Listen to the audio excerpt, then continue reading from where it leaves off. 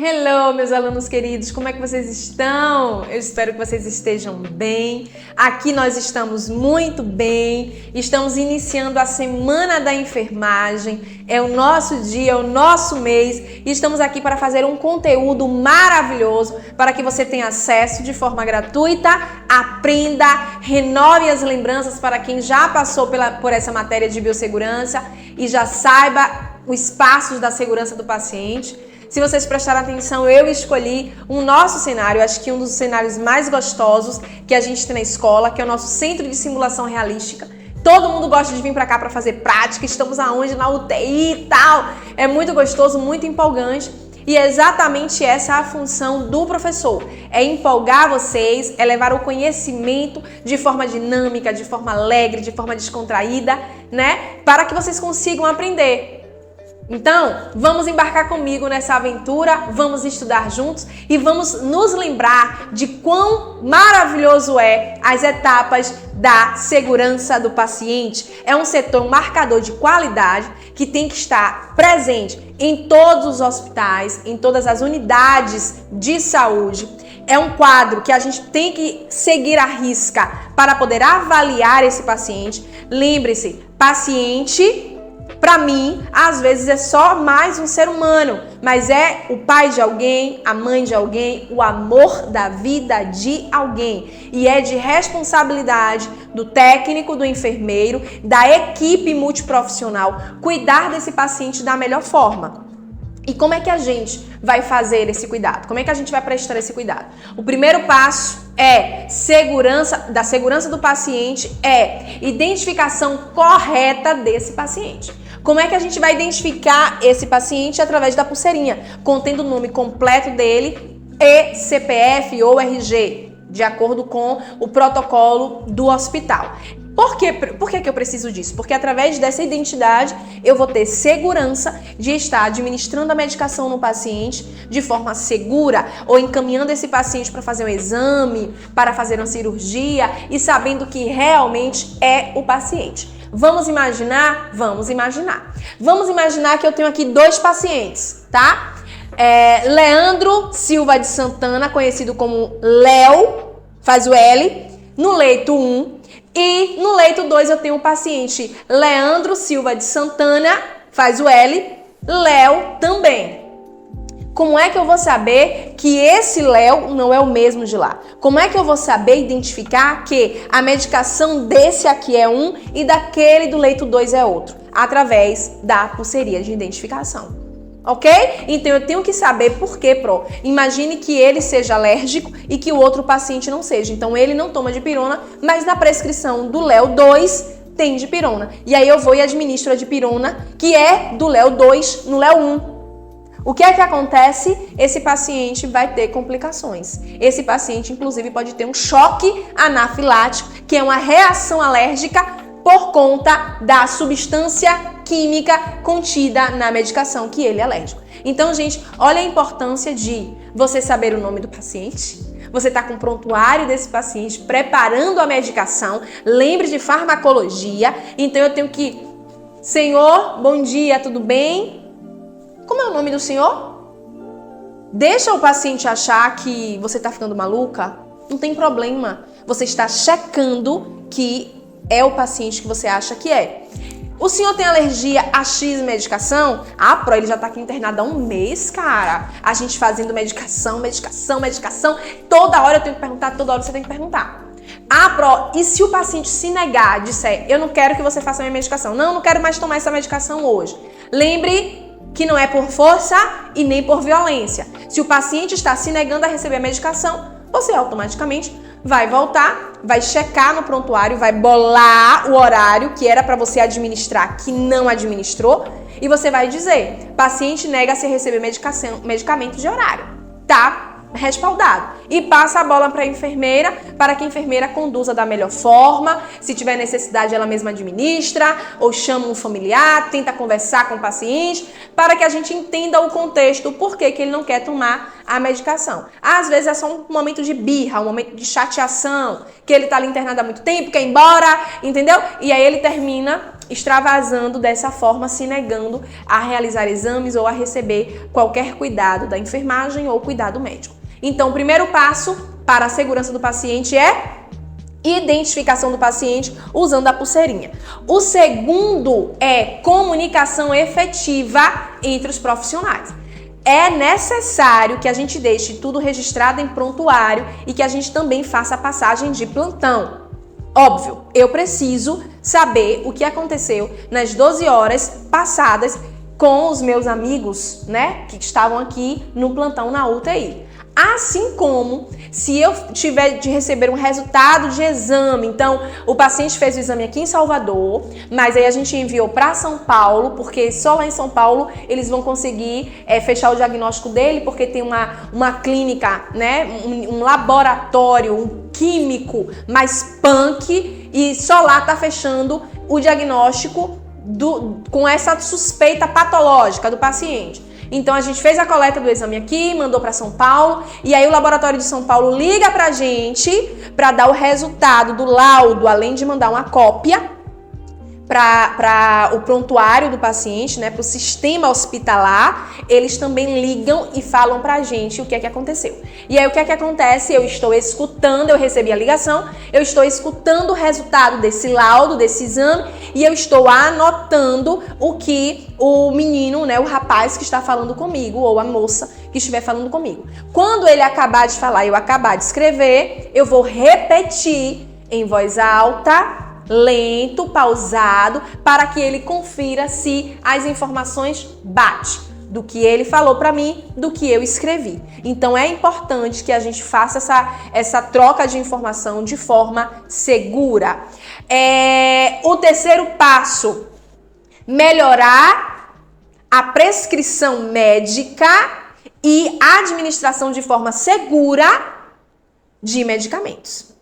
O que é que a senhora está querendo dizer com isso? Eu estou querendo dizer que, antigamente, nós sofríamos muito por conta da caligrafia e a gente não conseguia entender o que a maioria da classe médica prescrevia, e a gente ficava tentando interpretar, pedindo a um, pedindo a outro, e até mesmo correndo ao próprio médico para que ele falasse qual era o nome da medicação e a gente voltasse para preparar e administrar. Hoje, graças a Deus, é tudo muito digital, então é tudo sentado no computador, prescrição feita, imprime, coloca no prontuário do paciente. O prontuário é físico, além do prontuário virtual. Então, ficou mais fácil essa questão de não administrar medicação errada, porque o que acontecia? A gente chutava. Eu acho que é omeprazol. Eu acho que é heparina. Eu acho que é... Entende? E na realidade, às vezes nem era nada daquilo que eu estava imaginando, e eu administrava medicações achando que era uma sendo outra. Então, olha a importância da comunicação segura, da prescrição segura, que eu leio e que eu entenda.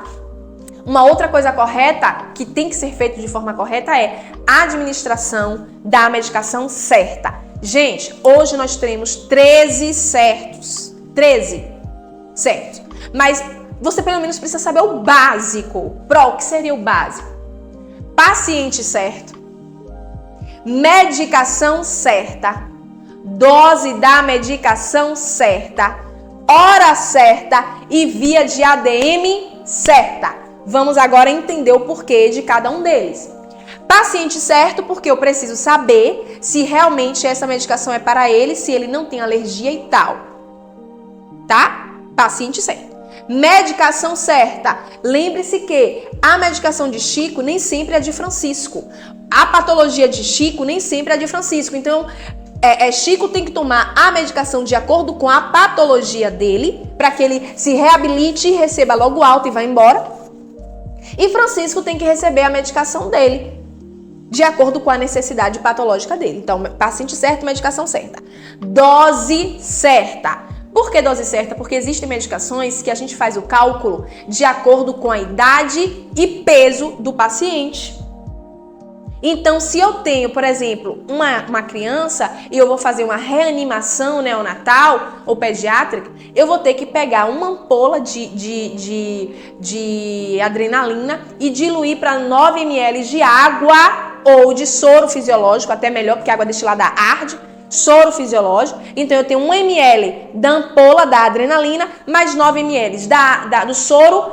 Tô falando toda hora água, mas não use água, tá? Água destilada, porque água destilada arde. Use o soro. 1 ml da ampola e 9 ml do soro fisiológico, totalizando 10 ml. Dessas 10 ml, eu vou aspirar 0,1 e administrar na pediatria, na criança, no recém-nascido. Para o adulto, eu vou aspirar 1 ml de adrenalina e vou administrar 1 ml de adrenalina no adulto. Por quê? Porque o adulto tem massa corpórea suficiente para absorver essa medicação e fazer com que as células e principalmente o coração volte a bater. Entende a diferença de criança para adulto? E assim, gente, em várias outras medicações que o paciente tem necessidade de receber a dose de acordo com o seu peso. Então, vamos lá, paciente certo, medicação certa e a dose certa para esse paciente. Fechou aí? Depois eu tenho o quê? Hora certa. Por que a hora certa? Porque eu tenho medicações que são controladas, todas as medicações, tarja vermelha, tarja preta, que são os ansiolíticos, né, que são os antifúngicos, os anti-inflamatórios, os antibióticos. Eu tenho que seguir criteriosamente uma janela de horários para proteção do sistema cardiovascular, respiratório, linfático desse paciente. Lembre-se que se eu me atrapalho e eu passo dos horários, se o paciente toma uma medicação que é anticonvulsivante, ele vai voltar a convulsionar. Se esse paciente toma uma medicação depressiva ou uma medicação que inibe os processos de delírio, de confusão mental, de desorientação mental, esse paciente vai voltar a desorientar. Se esse paciente faz uso de uma medicação a nível de bactéria, né, para combater algum tipo de infecção bacteriana, etc., automaticamente essas bactérias podem se mutar, ficarem mais fortes, mais resistentes e ter até necessidade de usar um antibiótico mais forte, mais potente para poder erradicar, matar essas bactérias de uma vez. E qual é o problema, se a gente mudar? Né? Se tiver necessidade, essa bactéria mutou, ficou mais forte, mais resistente. Qual é o problema que pode acontecer se a gente trocar a medicação? Gente, lembre-se que toda medicação ela pode ser metabolizada no fígado ou metabolizada nos rins. E a maioria dos antibióticos e até antifúngicos, eles também são metabolizados nos rins e aí danifica os rins. O paciente que está apresentando diurese de forma normal, o paciente pode evoluir para um quadro de IRA, insuficiência renal aguda. Então é necessário que eu siga criteriosamente os horários das medicações para não ter necessidade de troca de medicação e levar o paciente a um agravo, uma sequela. Porque se eu levar esse paciente a um quadro de insuficiência renal aguda, ele vai ter que começar a fazer diálise peritoneal ou até se avançar para uma insuficiência renal crônica, o paciente vai ter necessidade de fazer uma hemodiálise mesmo, que é a junção de fístula, né? Uma fístula arteriovenosa. Então, gente, preste atenção na responsabilidade que o técnico tem em administrar as medicações dentro dos horários. Seja 15, 20 minutos antes ou até 15, 20 minutos depois do horário. Então, a medicação é para ser feita 2 horas da tarde. Eu posso administrar entre 1h40, 1h30, 1h40 até 2 horas ou até 2h30 da tarde. Entendeu mais ou menos? Paciente certo, medicação certa, dose certa, hora certa e via de administração certa. Lembre que nós temos as vias parenterais e as vias enterais, as vias dos injetáveis. E aí o que é que acontece? É de responsabilidade também nossa saber qual a medicação e qual a via que eu vou administrar. É via ocular, nasal, oral, sublingual, otológica, tópica, vaginal, uretral, retal, né? É intramuscular, é subcutânea, é intradérmica, é intravenosa. Qual é a via que eu vou administrar? Lembre-se que, principalmente a via venosa, eu não posso estar administrando sangue, bolsa de sangue, com soro glicosado ao mesmo tempo. Lembre-se que na via venosa também tem algumas proibições. Eu não posso estar administrando medicações oleosas. Então tem muita coisa que eu tenho que saber antes de administrar a medicação, justamente até para salvar a vida do paciente, porque o médico às vezes erra. Então a gente pega esse prontuário e fala: doutor, o senhor passou essa medicação intravenosa, mas ela é oleosa. E aí a gente sabe que óleo e sangue não combina, porque vai danificar as válvulas do coração e o coração vai ficar congesto e vai ter encharcamento pulmonar, ó a complicação respiratória e circulatória andando juntas. Então, gente, é muita informação para uma única medicação. E você tem que estudar para isso. É por isso que nós estamos aqui, para relembrar, reforçar, fazer com que você estude e grave, aprenda para amanhã salvar o amor de alguém. Uma outra coisa legal, né, que é o quarto passo, é cirurgia segura no local seguro, intervenções de forma geral, invasivas. Quando eu falo de intervenções de forma invasivas, eu estou falando passagem de sonda, seja sondagem de alívio ou sondagem de demora, né, sondagem vesical, seja a punção venosa, certo? Seja extração de líquor para exames, tudo que for invasivo, eu tenho que ter segurança no que eu estou fazendo. Então, observe que eu tenho que saber quem é o meu paciente, saber qual é o exame que ele vai fazer, ter certeza que é esse paciente, ter certeza que é essa cirurgia ou esse exame nesse local. Quantas vezes a gente ouviu falar, o paciente subiu para fazer a cirurgia, para retirar a mama direita e desceu com a mama esquerda amputada. Aí subiu, voltou para o centro cirúrgico de novo para poder fazer a retirada da outra mama, que era a mama correta que ele tinha que fazer e não fez.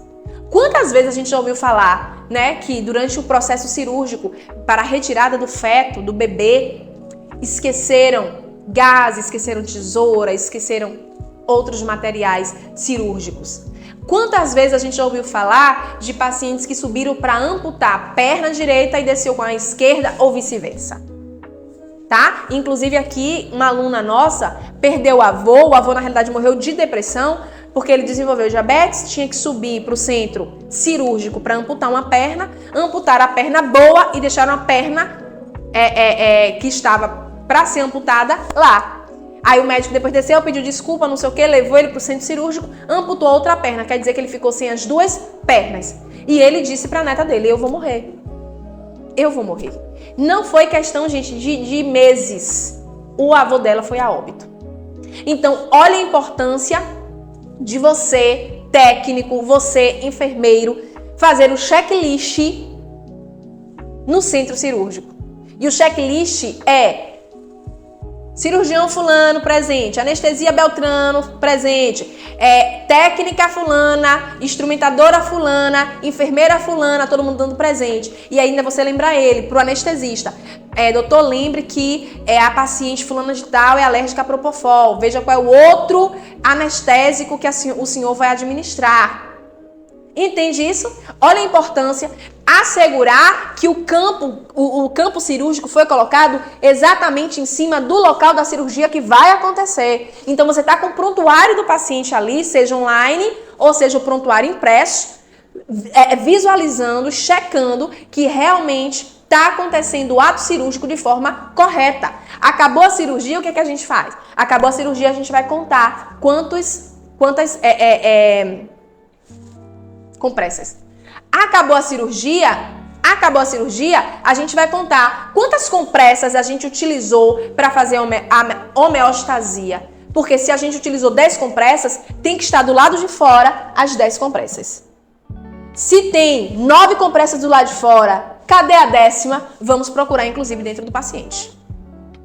Por quê, Porque se a gente deixar lá, o paciente vai evoluir para um quadro de infecção, que se Deus não tiver misericórdia, a gente não encontrar logo o foco da infecção, vai evoluir para uma septicemia, que é infecção generalizada, e o paciente pode ir a óbito e ver Jesus. Entende? Então, lembre-se do quarto passo, que é assegurar a cirurgia no local seguro e as intervenções, que são todos os procedimentos invasivos, nos pacientes certos e nos locais certos. Ok? O quinto passo, higienização das mãos para a prevenção de infecção. Biossegurança é vida! Ê! Vamos aprender a lavar a mão. Você que foi meu aluno sabe o que é lavar a mão, sabe a importância da lavagem das mãos, sabe que as mãos é o principal veículo de transmissão de micro-organismos, porque o nosso corpo é feito de micro-organismos, nós temos uma microbiota viva e é na ponta dos dedos e embaixo das unhas onde eu tenho uma maior quantidade, uma maior carga bacteriana. Então eu toquei, contaminei. Óbvio que se eu vou fazer, né, se eu fizer algum tipo de administração de medicamentos, de curativo, retirada de ponta, etc., eu tenho que estar com essas mãos devidamente higienizadas e na luva, calçar a luva. Lembre-se que nós temos duas luvas, nós temos a luva de procedimento e a luva estéreo. A luva estéreo a gente só utiliza para fazer procedimentos estéreis. Exemplo, curativo. Eu preciso fazer com a luva estéreo, caso eu não tenha as pinças para a realização do curativo. Se eu tiver a pinça ou o kit de curativo, eu posso calçar minha luva de procedimento. É uma técnica boa para você tentar fazer em casa. Compra a luva de cirúrgica, né? A luva punk que dá trabalho para calçar e vá tentando calçar aí para você ficar com destreza. Lembre-se de lavar as mãos. Então, abre a água, molha a mão, coloca sabão, sem joias, ok? Estou retirando. Lavo minha mão, ó, lava uma mão, lava outra, lava uma, lava outra. Por que a senhora tá passando aqui, Pro? Porque aqui também tem mucosa, aqui também é pele, aqui também tem bactérias, certo? Então eu lavei a palma, o dorso da mão, eu tô agora nos dedos, ponta dos dedos 2 vezes. Por que 2 vezes? Porque onde eu tenho a maior quantidade de bactérias. E por último, punho. A água tá o quê? Caindo. Você não vai fechar a água. Deixa a água cair. Mão cirúrgica. E deixa a mão lá embaixo da água até o sabão sair todo. Aí eu sacudi. E a professora não parava de sorrir. Por que a prova não parava de sorrir, gente? Porque a prova lhe zerar, meu amor. Se você estiver fazendo um teste, um processo seletivo, você é reprovado na hora. Não pode sacudir a mão pós lavagem das mãos. Não pode sacudir a mão pós lavagem das mãos. Capite? Capite. O que é que eu faço? Deixo a mãozinha lá. Acabei, puxo o papel, seco a minha mão e desprezo. Pego o papel de novo e fecho a torneira. Para se a senhora sacudir, aí toda a sujeira que está na pia do hospital vai bater de volta na sua mão está contaminada do mesmo jeito, você vai fazer o procedimento e vai estar contaminando o paciente da mesma forma. Entendeu? Proibido. 6º passo, reduzir úlcera por pressão e prevenção de quedas. Como é que eu reduzo lesão por pressão? Fazendo a mudança de decúbito desse paciente a cada 2 horas, segundo prescrição de enfermagem, cabe a gente fazer isso. Outra coisa importante, no banho fazer a massagem conforto, principalmente na região occipital, na região escapular, na região sacra e na calcânea, no calcanhar do paciente. Então eu vou dar banho e vou massagear, hidratar. Ah, Pro, mas onde a gente está trabalhando não tem creme, não tem óleo de girassol, pede para o familiar trazer. Não deixa a pele desse paciente começar a ficar hiperemiada. O que é hiperemia? Vermelhidão. Então, se tá hiperemiada, se tá avermelhada, é o primeiro sinal que vai abrir uma lesão por pressão naquele lugar. É o primeiro indicativo de lesão por pressão, é a hiperemia no local onde está tendo compressão da parte mole, que são os tecidos moles, né? Pele, músculo, sobre o tecido ósseo. Então, o osso ele pesa e aí vai começar a diminuir a quantidade de oxigênio que está chegando naquela região, vai ficar vermelho e depois a pele vai abrir em lesão, tá? Então, como é que eu faço isso? Mudança de decúbito a cada 2 horas e massagem. Se o paciente, mesmo assim, tem probabilidade, a gente vai estar relatando ao médico para que possa estar solicitando um colchão adaptável para colocar esse paciente e se o paciente tiver em condições para deambular, para sentar, a gente vai estar estimulando que esse paciente deambule, que esse paciente se sente, saia para conversar, até mesmo para dar uma compressão, né? O músculo das pernas venham a comprimir e venham lançar esse sangue venoso de volta para o coração para fazer a oxigenação e automaticamente o corpo dele fica todo oxigenado. Como é que eu previno queda? Primeiro,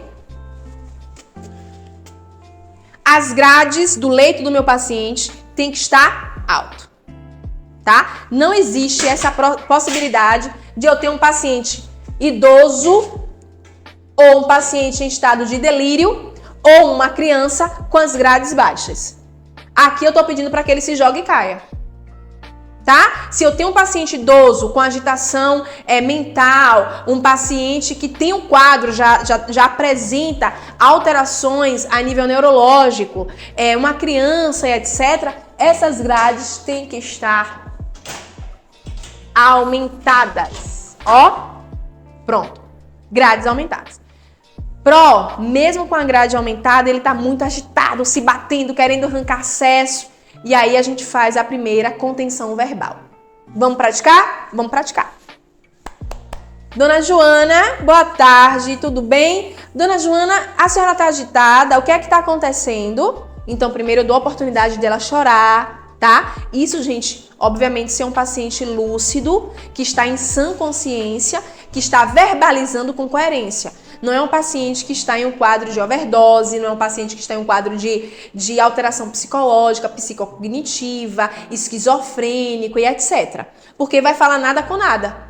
Entende? Eu estou fazendo essa contenção em uma paciente, estou tentando convencê-la a ficar calma, de forma verbal, porque é uma paciente que está verbalizando com coerência. Se eu perguntar o nome dela, ela vai dizer que é Dona Joana, onde é que ela tá, eu tô internada. E aí, nesse caso, se ela estiver agitada, eu vou identificar qual é o problema, que às vezes é muito tempo de internação, sem assistência familiar, só tendo eu e você para cuidar dela. E aí, tem momentos que até a gente se revolta, imagine eles, né? Até a gente, às vezes, bate a cabeça, fica chateado com algumas situações pessoais. Imagine esse paciente que a família mora no interior e ela tá aqui há 3, 4, 6 meses internada fazendo um tratamento punk para câncer, insuficiência renal ou qualquer outra doença grave, tá? Então, se ela tá lúcida, eu pergunto a ela o que é que está acontecendo e se ela não estiver lúcida, eu só vou comunicar a ela, Dona Joana, tudo bem? Com educação, tá? A senhora está muito agitada, o médico está vindo para avaliar a senhora e vamos colocar um sedativo para a senhora dar uma tranquilizada. E aí a gente comunica ao setor médico, médico assistencial no momento, para que ele prescreva a medicação e a gente vem e faz. A primeira contenção é a verbal, a segunda contenção é a sedativa, se o paciente não responder à nossa contenção verbal. A terceira contenção é a atadura, que no caso que a gente já tentou tudo e mesmo assim ele ainda está agitado, a gente vai fazer a contenção com a atadura nos braços e nas pernas e espera o paciente responder de alguma forma, tá certo? Eu espero que você tenha gostado da nossa mini aula, do nosso mini vídeo.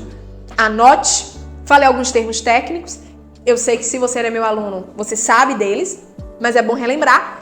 E curta a Semana da Enfermagem, porque vai vir muita coisa boa. Esse é o nosso um dos vídeos que estão vindo para vocês. Vai vir muita gente boa, muito professor bom. Vamos ter matérias aí também. E eu espero que você participe de forma positiva, curtindo o seu dia.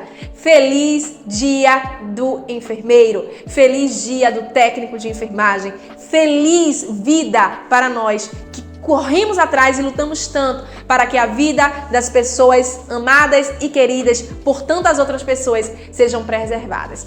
Um beijo grande, fica com Deus.